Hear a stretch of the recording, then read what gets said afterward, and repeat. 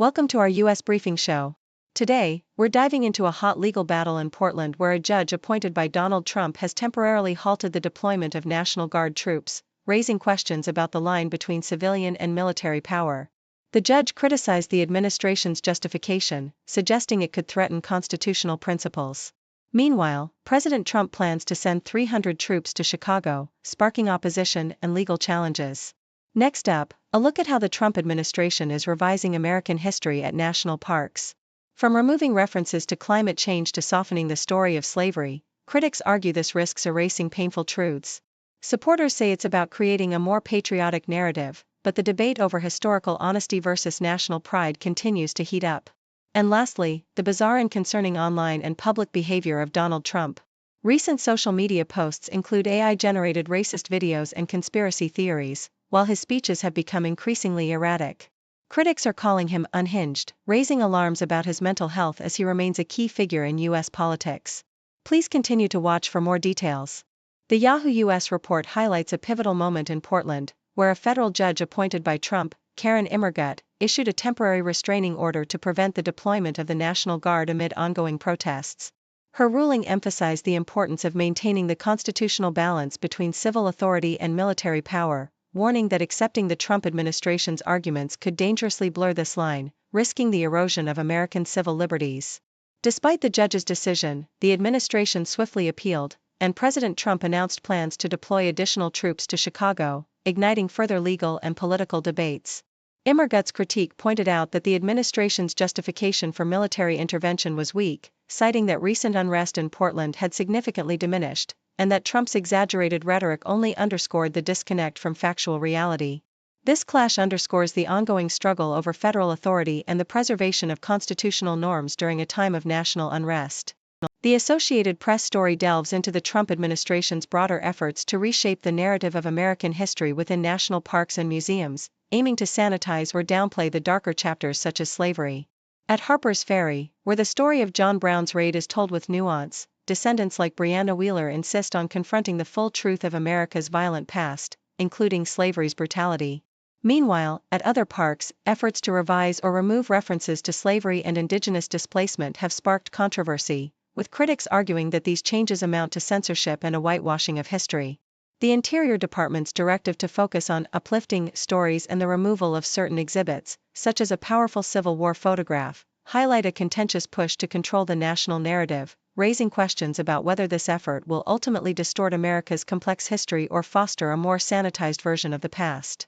According to Yahoo US, Donald Trump's recent behavior has become increasingly bizarre, both online and in person. His social media posts have grown more erratic, featuring AI-generated videos that promote conspiracy theories about med-bed hospitals, fictitious medical devices supposedly capable of curing almost any illness, raising questions about whether he genuinely believes in these claims. Trump also shared a misleading video of himself in the Oval Office discussing the supposed benefits of these med beds, which he later deleted, but not before sparking widespread confusion. His online antics extend to confusing international leaders and incidents, such as mixing up Armenia and Albania during a speech, and posting about a Michigan church shooting that he falsely claimed to have been briefed on, only to share an unrelated video of gold fixtures in the White House hours later. His in-person appearances have mirrored this oddity. During a military briefing, he appeared drained and rambled about his supposed successes, criticizing President Biden's stair climbing and making bizarre comments about using dangerous cities as military training grounds. These actions prompted concern from military experts and Democratic officials, with one congresswoman describing him as unhinged and unwell, highlighting a stark shift in his behavior that raises questions about his mental acuity amid ongoing political controversy. Yahoo US reports that the ongoing government shutdown has left over half of the National Park Service's workforce furloughed, with approximately 9,200 employees unable to work, causing scaled-down services across parks like Glacier and Yellowstone. Despite the reduced staff, these parks remain open, attracting visitors during the beautiful autumn season, with Montana's vibrant foliage drawing crowds of thousands, especially at Glacier and Yellowstone, which see hundreds of thousands of visitors in October. However, the lack of federal personnel to manage the crowds raises concerns over potential damage and vandalism, echoing past incidents during previous shutdowns where iconic trees were cut down and ancient rock art damaged. The National Parks Conservation Association warns that without adequate staffing, the parks are vulnerable to abuse and destruction, urging officials to consider closing access if the shutdown persists into a second week. The situation underscores the broader cost of political gridlock, risking irreversible harm to these treasured natural sites. The South China Morning Post highlights Europe's urgent need to prioritize countering U.S. tariffs over engaging in the ongoing electric vehicle (EV) dispute with China. As the U.S. expands steel and aluminum tariffs to include a broad array of finished goods, ranging from wind turbine parts to household furniture, European manufacturers face escalating costs and delays that threaten their competitiveness and climate ambitions. These tariffs, which can impose a 50% surcharge on even small components, are set to grow through the U.S. Commerce Department's review process, risking widespread disruption. Meanwhile, Europe's efforts to resolve the EV conflict with China through minimum price agreements could serve as a strategic tool to de-escalate trade tensions and protect European jobs, especially in the automotive sector. By negotiating a transparent price floor with China, Brussels can effectively curb the use of tariffs as a trade weapon, reduce legal wrangling, and safeguard its clean energy and industrial projects from U.S.-induced cost hikes. The article argues that Europe's best course of action is to leverage its political space gained from resolving the EV dispute to challenge U.S. tariffs, which are primarily targeting intermediate goods crucial for energy and transport infrastructure. These tariffs, while expanding rapidly, have failed to curb China's excess capacity and only serve to inflate costs and delay decarbonization efforts across Europe. Therefore, Brussels should focus on defining clear exclusions, protecting renewable and rail technology, and establishing predictable review windows to defend its industrial base. Ultimately, ending the EV conflict through a minimum price framework would free Europe from the US's tariff grip and allow it to confront Washington's widening trade net, an essential shift to ensure the resilience of its factories, green energy initiatives, and economic stability. The Arizona Republic reports that Sedona's City Council, in a unanimous decision, rejected the use of license plate readers and removed 11 flock safety cameras after overwhelming public opposition, citing concerns over privacy, transparency, and potential surveillance overreach. Despite initial plans to deploy the technology to aid law enforcement in managing over 3 million annual visitors, community members voiced fears about secretive processes and encroachment into residential areas, leading to protests and the formation of local advocacy groups like LiveFreeAZ.com. Flock Safety, a company specializing in automated license plate recognition systems, has faced controversy over data misuse, with incidents involving law enforcement agencies in Texas and Illinois using the technology to target individuals based on sensitive search terms, prompting Flock to restrict certain searches and pause federal programs. Although Flock Safety asserts that their systems only record vehicle data such as make, model, and license plate, without capturing personal information, critics remain wary of the potential for mass surveillance and abuse, especially given the company's widespread use across Arizona and the broader U.S. law enforcement network. Sedona's decision underscores a growing resistance to surveillance technologies, emphasizing community privacy rights over law enforcement convenience, as residents and activists alike call for greater transparency and accountability in the deployment of such systems. ABC News vividly reports a tragic night in Montgomery, Alabama, where chaos erupted in the city's bustling downtown nightlife district. Rival gunmen, seemingly indifferent to the crowd around them, exchanged gunfire in a violent shootout that resulted in 2 fatalities and 12 injuries, with 3 of the wounded fighting for their lives. Police Chief James Grabois described the scene as a mass shooting, emphasizing the reckless disregard the shooters had for innocent bystanders caught in the crossfire.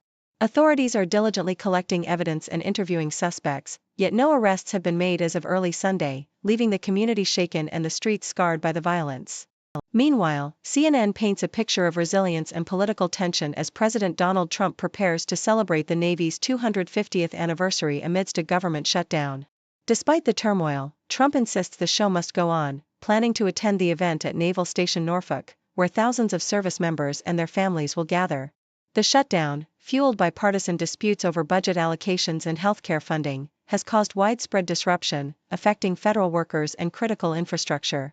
Trump sharply blames Democrats for the deadlock, accusing them of trying to sabotage the celebration, while the political stalemate underscores deep mistrust on both sides.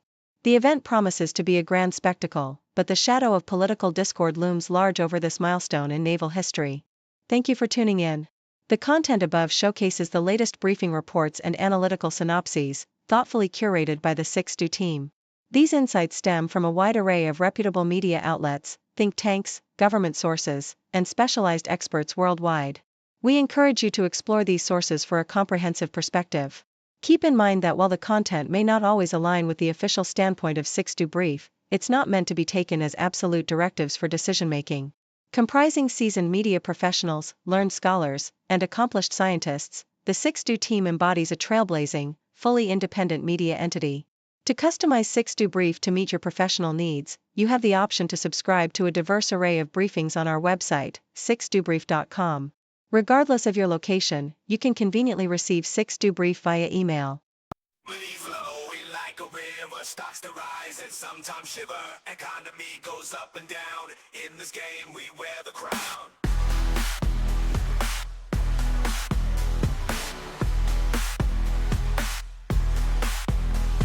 Startups popping like the news. Crypto fashion headline views. Diversify your gains and play.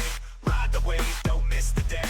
Markets moving, never still. Cash in hand, it gives a thrill. Fortunes made and fortunes lost. Pay the price, no matter the cost. Traders hustling 9 to 5. In the numbers we all thrive. Interest rates, they steal the show. Up and down, they always know. Recession tails, inflation tails. Smooth and rocky market trails. Bears and bulls, they lead the dance. Every move a risky chance. Markets moving, never still. Cash in hand, it gives a thrill. Fortunes made and fortunes lost. Pay the price, no matter the cost.